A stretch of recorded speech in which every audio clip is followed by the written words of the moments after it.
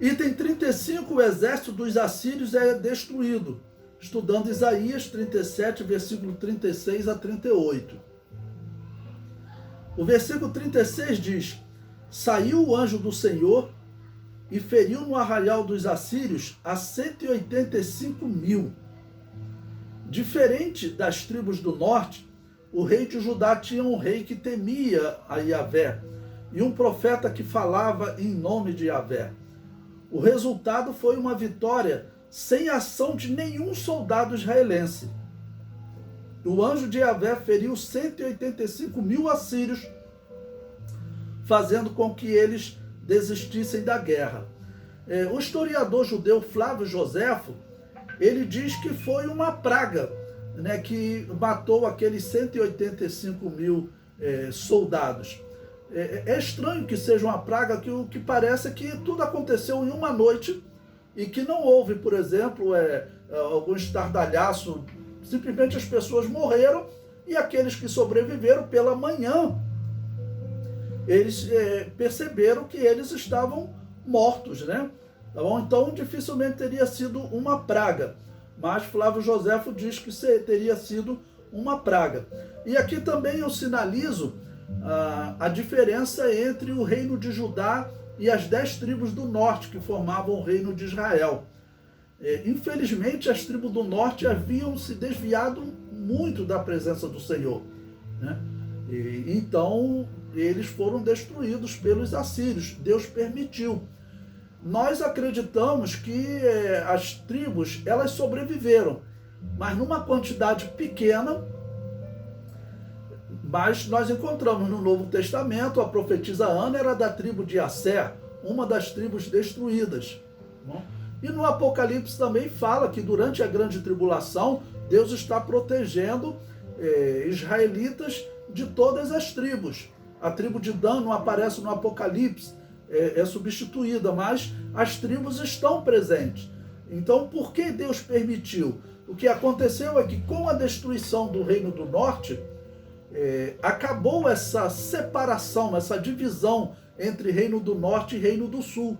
Todos passaram a ser reconhecidos como israelitas ou como judeus, porque o Reino do Sul ele foi chamado, né, de Reino de Judá.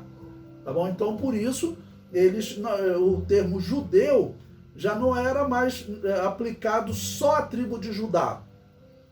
Ele era aplicado a todos que viviam naquele reino.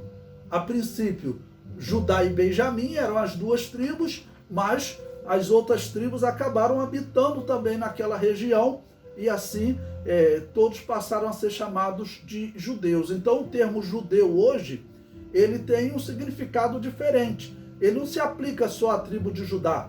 Por exemplo, tem um livro que está escrito, o título dele é o seguinte: Um judeu chamado Abraão. Aí alguém me perguntou, esse título está errado?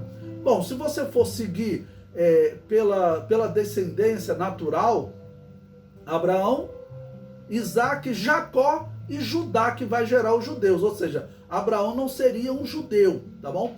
Mas o termo o judeu, ele passou a ter um significado diferente. Ele passou a ter um significado em que ele descreve todos aqueles que seguem essa religião monoteísta que vem, né, claro, desde Adão, Noé, Abraão principalmente. Então todos passaram a ser chamados de judeus. Se você hoje, né, se ligar à religião, você vai ser chamado também de um judeu, ou você segue o judaísmo, né?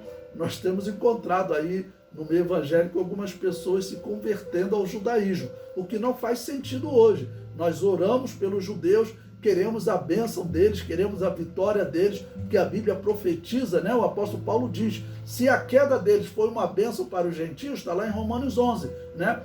Como será então a sua conversão? O milênio, eles serão uma bênção para as nações da terra, ok? Mas nesse momento aqui,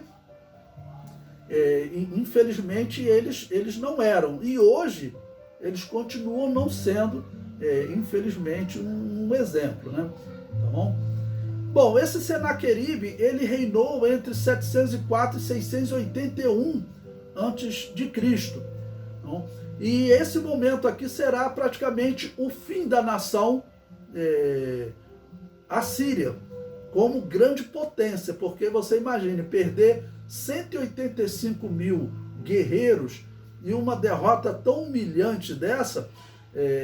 Normalmente os povos, eles quando atacavam alguém, principalmente os assírios que maltratavam, matavam muitas pessoas, eles faziam isso para não ter nem rebelião, tá bom? Porque se houvesse uma rebelião, daqui a pouco tinha outra e outra, né? Por exemplo, os judeus foram destruídos no ano 70 pelos romanos. Os romanos resolveram fazer com os judeus como um modelo para que ninguém se rebelasse contra eles. Os romanos já tinham feito isso uma vez, quando os cartaginenses, né, se rebelaram contra ele. Aparece até naquele filme Gladiador, em que eles anunciam uma batalha, Cartago. Por quê? Era uma das maiores cidades, uma das mais ricas do mundo antigo, até que Roma, crescendo, começou a confrontar com ela, e os romanos decidiram destruir Cartago, e destruíram mesmo. Ninguém hoje se apresenta como cartaginense no mundo, né? Porque eles exterminaram com os cartaginenses, acabaram com a cidade de Cartago. Eles tentaram fazer o mesmo com Jerusalém e com os judeus, mas não conseguiram.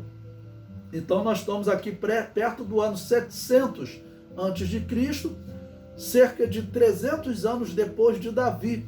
Tá bom? O reino está se enfraquecendo e vai chegar ao ponto, né, de, infelizmente, eles não terem nem mais direito à cidade de Jerusalém, como acontece no ano 132, quando os romanos mudam até o nome da cidade de Jerusalém para a cidade de Aélia Capitolina, em homenagem a Júpiter.